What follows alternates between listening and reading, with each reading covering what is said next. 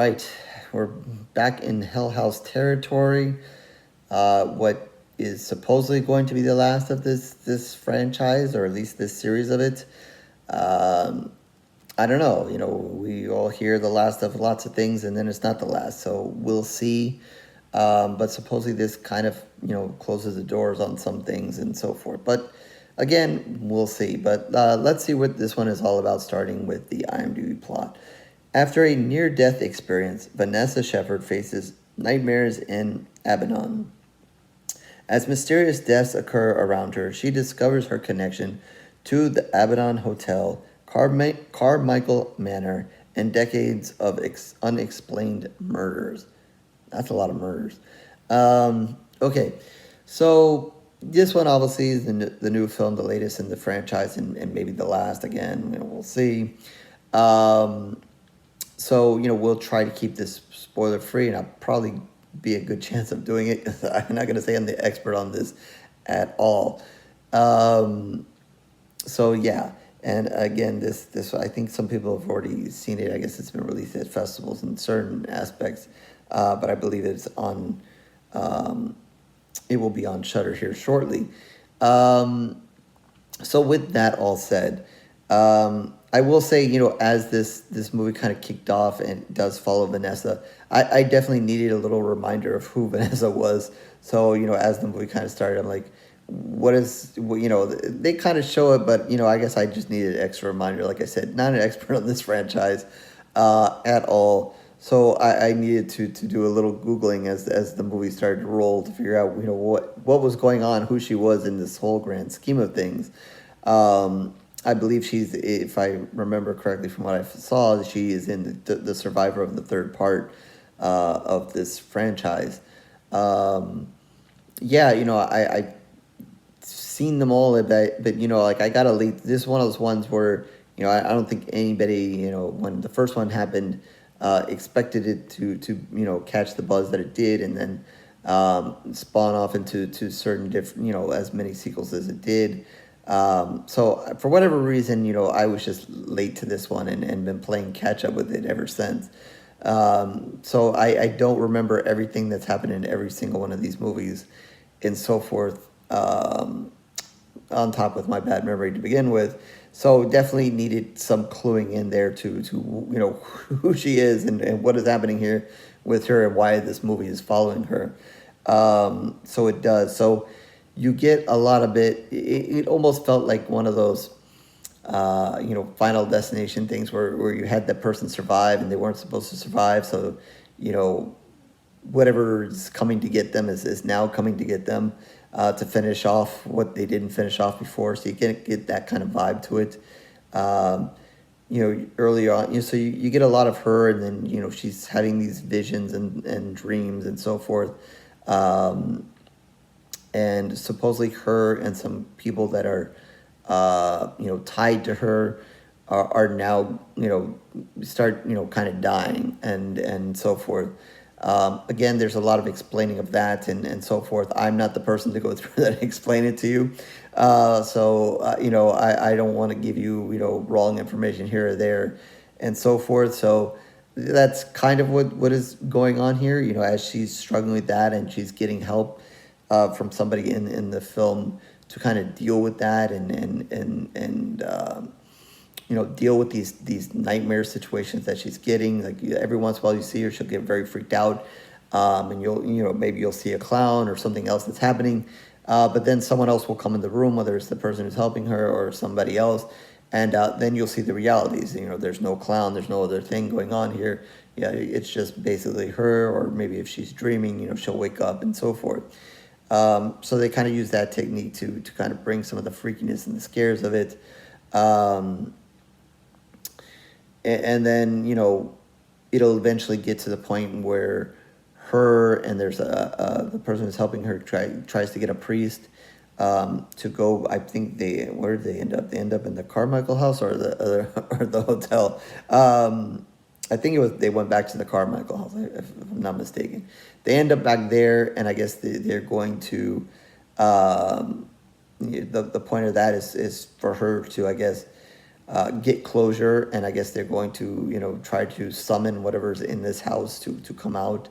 And then, as that kind of happens, we kind of get a little bit more information on, where everything started and what it has to do with her and, the house, and, just a little bit more information about, what has gone on, and the reason all of this happened, and the whole Hell House thing where it's started, and so forth. So I think if you really like the franchise and you've really been in tune to it, and all the characters and all the scariness and the connection between everything, you could probably have a better feel of what's going on here in this movie, and then how it ended and how that ties.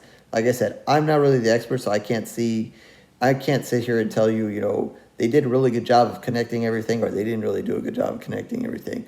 For me to do that, honestly, I would have to sit and probably watch, all the movies all over again to really get a grasp of what's going on. And I can't say that I think, for the most part, I've liked many of these movies and so forth, largely because of the clowns. I think they're pretty freaky. I'll touch on that in a second. But I think, maybe that's why. So maybe I'm not, really so concerned with, why everything was happening in all these movies. More concerned with just the clowns being there. So yeah, I can't really fill you guys on that end of it and where they leave it off. Did they do a good job or not? I think for those who are more locked into the series, you guys will be able to answer that question more. I think, one of the things they do in a lot of these movies is I kind of like the pace of the movie and the tone of the movie. And, I don't know, like, just, I guess you're always waiting for a clown to show up, or you're just waiting for that kind of thing to happen. So I think, for whatever reason, to me, I obviously watched lots of horror movies. I'm not always into the pace of it, or care about the pace of it. Obviously, if it lands on being a slow burn movie, then, sometimes I have an opinion or whatever. I don't really get if you told me this was slow burn, I would go with it. But I guess maybe it is slow burn, but not in a way that bothers me, because sometimes it bothers me. A lot of times it bothers me. I like a little bit faster of a pace to things. But I think, I think one of the things they do consistently through all the movies is set a very good pace, the pace for that movie, and for the amount of time and that they bring up the scary things and whatever, and not always have something super scary happen. Sometimes it's just simply the clown sitting there and you seeing it. It can be scary enough. I got the feeling that the clowns moved a little bit more in this one than I remember them maybe moving in some of the other ones, especially sooner, I guess. Obviously, when we get to the more intense stuff happening at the end, you would expect them to move or whatever, because this is the high final act of the movie, or whatever is happening, to be a little bit more action and fast-paced happening. Where in some of the other ones, we would see just the clown there, especially like going back to the first one where, they were in I think it was like the haunted house scenario, when the clowns were just part of it and they were just kind of standing there, which was pretty intense in itself. So you will definitely see the clowns again here. And I think they're just equally as effective. I don't know what it is with these clowns. I'm not necessarily a person who's scared of the clowns, but there's just something about these clowns that's just like, I don't know. I don't know if it's the non-movement or whatever. Like I said, they seem to move a little bit more here this time. But just something about these clowns that I just like, whatever. Like, let's just stay away from these clowns. So yeah, I think, again, I think it stays within its lines, gives you, obviously has, an additional something of the story to tell you. Obviously has the clowns, the acting is fine. There's no problem with that.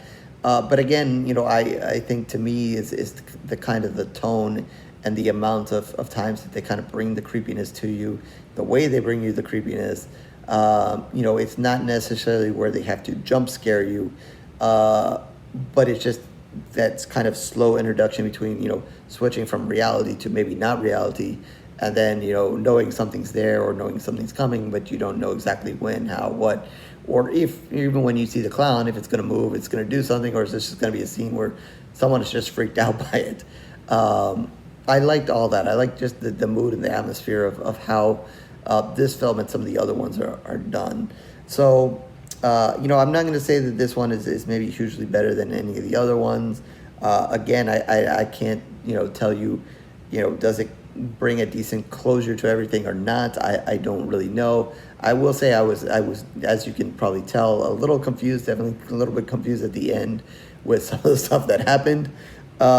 Once it gets a full release and whatever, I may venture into reading a few things to see exactly what I missed and didn't, and what exactly are they trying to tell us in the whole grand scheme of things. Other franchises, I'd be more in tuned to knowing what's going on, and what I'm supposed to know. And here, I'm just not. I can't really say what I'm supposed to know and not and remember everything.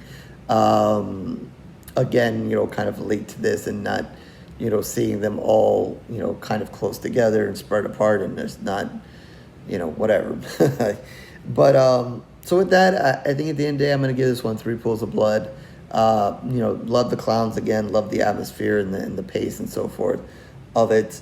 Again, can't say much for how it ties in with everything, if it did a good job of that or not. I'll let some of you guys out there who are a little bit more into it let me know whether they did a good job with that part of it or not. From what I kind of remember about the previous one, I think that one seemed to get a little bit more intense towards the end. Maybe this one didn't get as intense. Maybe they were a little bit more focused on telling the story and where this one needed to go, than maybe giving you a hugely intense ending. So maybe that's another difference there, at least from what I remember. So maybe you like that, maybe you don't. I would have gone maybe with a little bit more chaos than maybe they presented, but whatever. So again, that's going to be 3 pools of blood out of 5 for this one. So with that, horrorsquarereviews.blogspot.com, so you can find all of my reviews written in video. Certainly tons of video reviews for a while now, so you can like, subscribe, and do everything else that everybody wants to do here on YouTube. If not, no worries. I thank you for your time regardless. Twitter, Facebook information down below. You can reach out to me there and tell me I should get more in tune to this franchise and pay attention more better. And definitely in the comment section, you can say, hey, pay attention. What are you doing here? Maybe you need to revisit all these movies at some point. And I agree with you. So with that, I guess I will catch you on the next review, horror fans.